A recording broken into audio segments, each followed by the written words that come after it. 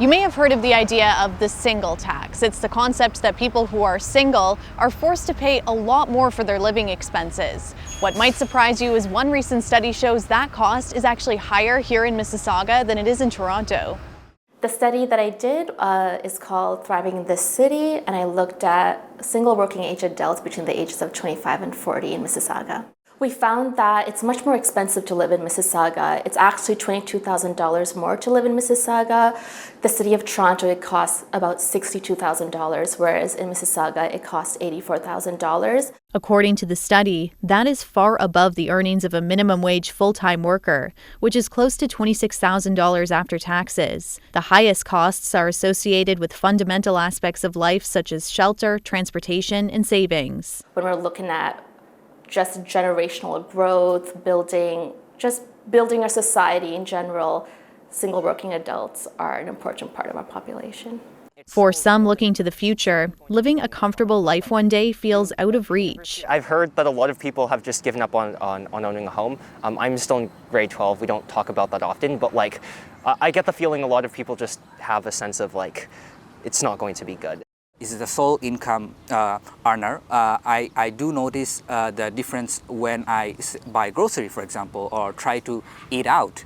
It all adds up. To tackle this issue, I even had to rent out my basement. Fahim Abrar just became a Canadian citizen, so this is the first election he's able to vote in. Despite having stable work, affordability remains top of mind. I would say I'm well off as a software engineer, but even I'm feeling the pinch. I just think of all the people who are unable to afford, and it just breaks my heart. I can see very clearly how unaffordable it has become in this city. I see a distinct difference between how the prices were before COVID and after COVID.